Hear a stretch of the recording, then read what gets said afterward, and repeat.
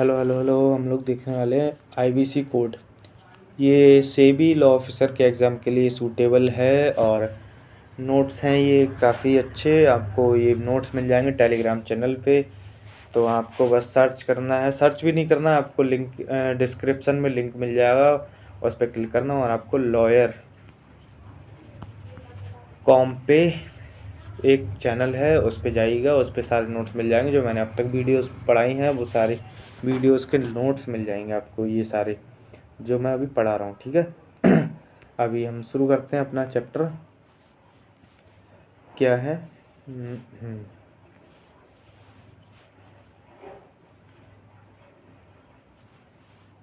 Introduction. The insolvency और and bankruptcy code 2016 consolidates insolvency laws relating to companies, LLPs, individuals, and partnership firms. It aims for time-bound resolution, maximization of asset value, balancing interest of all stakeholders. IBC replaced SICARD, DFI, SURFACI Act, and various parts of Companies Act related to insolvency. दोबारा पढ़ेंगे तो क्या है?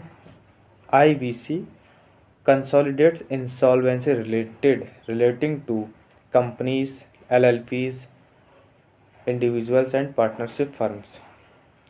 It aims for time bound resolution. ये क्या करता है? जो रिजोल्यूशन है वो बनाता है time bound, with in time की, कैसे किसी कंपनी को बचाना है या फिर उसे डुबाना है, ये सारी चीज़ें। और कैसे एसेट की वैल्यू को ज़्यादा से ज़्यादा निकाला जा सके, बैलेंस को कैसे, इंटरेस्ट ऑफ शेयर होल्डर्स जो हैं, स्टेक होल्डर्स, उनको इंटरेस्ट को कैसे बचाया जाए, ये सारी चीज़ें। ऑब्जेक्टिव्स इसके क्या हैं? Time bound insolvency resolution 180 days मिलते हैं और विद इन 180 डेज में लिक्विडेशन वगैरह होता है। 90 डेज एक्स्ट्रा मिल जाते हैं अगर कोई प्रॉब्लम आ रही। 30 डेज मैक्सिमम मिलते हैं। Improve credit culture and strengthen banking sector. Banking sector को भी मजबूत करता है। मैक्सिमाइज वैल्यू ऑफ एसेट्स, ज़्यादा से ज़्यादा वैल्यू लेना चाहता है एसेट से। प्रमोट एंटरप्रेन्योरशिप को प्रमोट करता है। Established insolvency and bankruptcy board of India, IBBI board को इसने इस्टेब्लिश किया है, जो कि ये सारी चीज़ें ही देखती है कि कैसे किसी कंपनी को बैंक्रप्ट किया जाए फिर और उनसे कैसे, या फिर उनका अमलगमेशन किया जाए या मर्जर किया जाए या फिर कंपनी को बाइंड अप किया जाए, लिक्विडेशन में डाला जाए, ये सारी चीज़ें IBC कोड देखता है। और IBBI जो है ये बोर्ड ये सारी चीज़ों को डिसाइड करता है। प्रोवाइड सर्टेनिटी इन इंसॉल्वेंसी प्रोसेसेस। इंसॉल्वेंसी के प्रोसेस को ये क्या निश्चितता देता है, मतलब अनिश्चित नहीं रहता है। निश्चित का मतलब कि भरोसा है हम पे कि उन पे कि IBBI बोर्ड ये सारी चीज़ें ठीक से करा देगा। Parts of IBC। Part 1 preliminary है, पार्ट 2 कॉर्पोरेट पर्सनस इंसॉल्वेंसी है, part 3 individual and partnership insolvency, part 4 insolvency professional agency, जो पार्ट 5 मिसलेनियस। हमारे मतलब की ज़्यादा है ही नहीं, पार्ट 1 और पार्ट 2 ही है। देखते हैं नेक्स्ट की डेफिनेशन। कॉर्पोरेट डेटर क्या होता है? कॉर्पोरेट पर्सन हु ओज अ डेट, ऐसा व्यक्ति जो कि कॉर्पोरेट पर्सन है और जिसके ऊपर डेट है, कर्जा है वो। फाइनेंशियल क्रेडिटर जो कि लोन देता है वो फाइनेंशियल क्रेडिटर होता है। Operational creditor supplier of goods employees government dues, ये ऑपरेशनल क्रेडिटर होता है। डेट लायबिलिटी ऑफ और obligation in respect of claim. Debt क्या है? लायबिलिटी और obligation in respect of a claim, तो डेट कहलाएगा। Default non payment of debt when due. Financial debt, debt with time value of money. Operational debt, good service employment government dues, ये सारे क्या है? Operational debt है। Resolution applicant, person submitting resolution plan, RA बोलते हैं इसको। RP क्या बोलते हैं?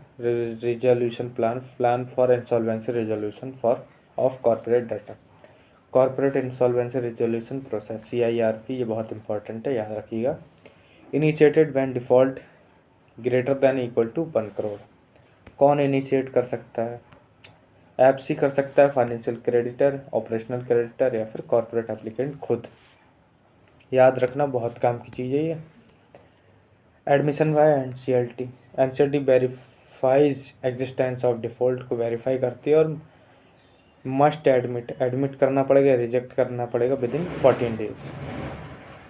बाय फाइनेंशियल क्रेडिटर, सेक्शन 7, अगर फाइनेंशियल क्रेडिटर कर रहा है लिक्विडेशन के लिए तो क्या करेगा, no requirement of demand notice, कोई डिमांड नोटिस नहीं चाहिए। Must establish default by information utility और other proof, joint application allowed. By operational creditor 8 और 9, डिमांड नोटिस 10 डेज का देना पड़ेगा। डेटर में शो प्री एग्जिस्टिंग डिस्प्यूट, उसको पहले का कोई डिस्प्यूट दिखाना पड़ेगा। Application if no payment dispute, अगर कोई पेमेंट डिस्प्यूट नहीं तो को नो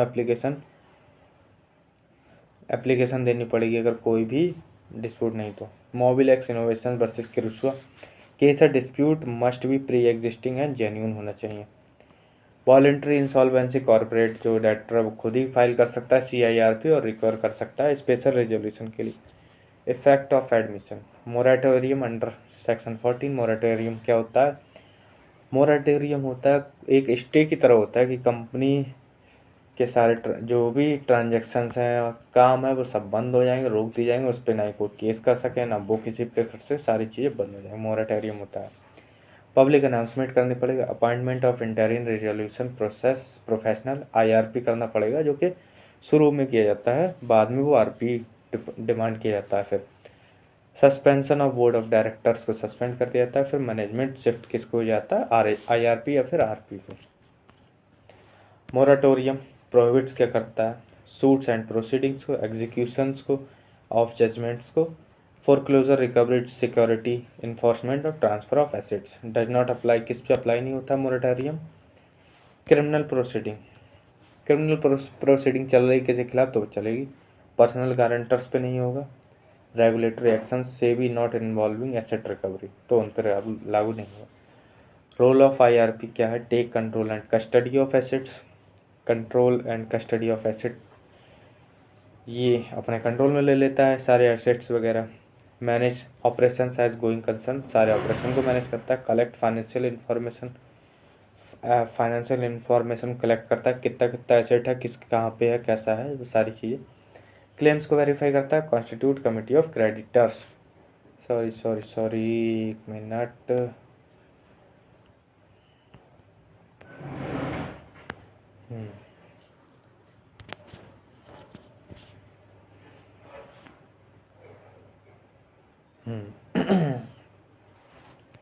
अब रोल ऑफ IRP क्या है ये हमने देख लिया। हाँ, COC constitute committee of creditor, ये COC भी याद रखना, ये जो शॉर्ट फॉर्म है ये सारी याद रखना, बहुत काम में आएंगी, बार बार रिपीट करना तो याद आ जाएंगे, आपको हो जाएंगे याद। कमिटी ऑफ क्रेडिटर्स कौन होते हैं, इंक्लूड्स ओनली फाइनेंशियल क्रेडिटर्स होते हैं इसमें। First meeting within 7 days हो जाती है कॉन्स्टिट्यूशन से और approves major decisions with 66% boards से, बोर्ड्स को याद रखना। पावर रिप्लेस करते हैं IRP को, अप्रूव रिजोल्यूशन प्लान को अप्रूव करते हैं, एक्सटेंड करते हैं CIRP को, ऑर्डर लिक्विडेशन को ऑर्डर देते हैं। Resolution plan take charges after IRP, resolution professional RP, IRP जब हटता है तो RP आ जाता है और फिर वो ही सारी चीज़ें करता है। Take charge after IRP, prepares information memorandum, सारी इन्फॉर्मेशन को बनाता है। इनवाइट्स EOE, अब EOE क्या है, EOI एंड रिजोल्यूशन प्लान्स, ये सारी चीज़ें बनाता है। एग्जामिन्स कंप्लायंस विद सेक्शन 30 से कंप्लायंस करता है और क्या करता है, फैसिलिटेट्स COC की वोटिंग, जो वोटिंग होती है कमिटी ऑफ क्रेडिटर्स की उसको हेल्ड कराता है। Resolution plan must include payment to operational creditors minimum liquidation value पर, management and control mechanism, implementation schedule, compliance with law के साथ कंप्लाइन की जाती है। RP चेक करता है, फिर COC committee of creditors approve करते हैं, फिर NCLT अप्रूव कर सकता है और लिक्विडेशन फिर होने लगता है। Effect of approval points all stakeholders including government departments, Ghanshyam Mishra का केस है। टाइमलाइन क्या है इसकी, सेक्शन 12 180 और 3 30 डेज़ वाला सीन है कि 90 डेज एक्स्ट्रा मिल जाते हैं बाद में।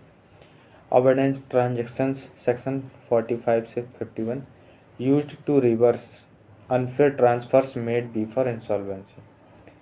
प्रेफरेंशियल ट्रांजेक्शन होते हैं, transfer that give undue advances to one creditor over another. Professional जो प्रेफरेंशियल ट्रांजेक्शन्स होती है ये काफ़ी इंपॉर्टेंट होते हैं।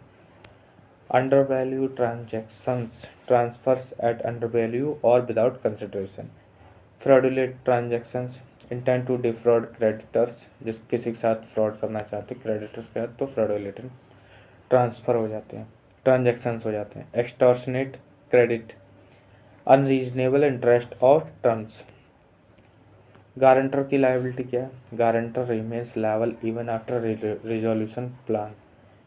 गारंटर तो लायबल हमेशा ही रहेगा चाहे रिजोल्यूशन प्लान बन गया हो। ललित कुमार जैन का केस है। Liquidation 33 occurs if no resolution plan, COC decides with 66%, plan contravened or rejected, CIRP exceed 30 days और फिर लिक्विडेशन हो जाती है। लिक्विडेशन वाटरफॉल क्या है? इसमें क्या क्या चीज़ आती हैं? प्रायोरिटी ऑर्डर किस किस को मिलता है? इंसॉल्वेंसी की कॉस्ट, सिक्योर्ड क्रेडिटर्स उन्हें मिलता है, वर्कमैन ड्यूज 24 मंथ के उन्हें, एम्प्लॉय के ड्यूज़ को मिलता है, फिर अनसिक्योर्ड क्रेडिटर्स को फिर मिलता है, गवर्नमेंट ड्यूज़ और सिक्योर्ड क्रेडिटर्स इन्फोर्सिंग सिक्योरिटी उन्हें मिलता है, फिर प्रेफरेंस शेयर होल्डर्स को मिलता है। इक्विटी शेयर होल्डर्स को फिर फास्ट ट्रैक CIRP ये अलग सेक्शन है थोड़ा, इसमें जल्दी जल्दी हो जाता है काम, 90 डेज और 45 days. Small company, startups, unlisted company इन्हें ये चीज़ें सुविधा मिलती है, बड़ी कंपनीज को नहीं मिलती है। वॉलंटरी लिक्विडेशन, कोई कंपनी खुद ही बंद होना चाहती है, फॉर सॉल्वेंट कंपनीज के लिए, और requires declaration of solvency and resolution, special resolution.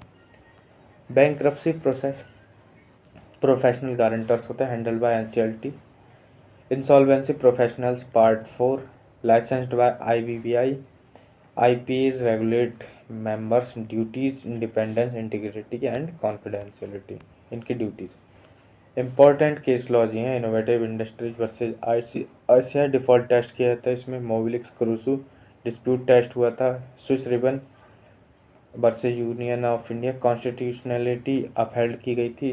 SR steel case, COC commercial wisdom supreme बताई थी उन्होंने, COCC की जो कॉमर्शियल विजडम है वो सबसे ऊपर है। Ghanshyam Mishra case, all past claim extinguished किए गए थे, Vijay Kumar Jain, director must get copies of plans. IBC and SEBI intersection क्या है? Frauds market manipulation may trigger insolvency, SEBI actions continue unless they affect asset recovery moratorium limit. SEBI फिर भी उसमें क्या कर सकती है? इंटरफेयर कर सकती है, मोरेटोरियम है फिर भी। Listed companies undergoing CIRP face LODR। तो बस इतना ही है, बाकी मिलते हैं नेक्स्ट वीडियो में। और लिंक जो PDF है ये आपको मिल जाएगी टेलीग्राम के चैनल पे, अगर ना मिले तो एक बार मुझे मैसेज डाल देना, ठीक है? मिलते हैं नेक्स्ट वीडियो में, थैंक यू।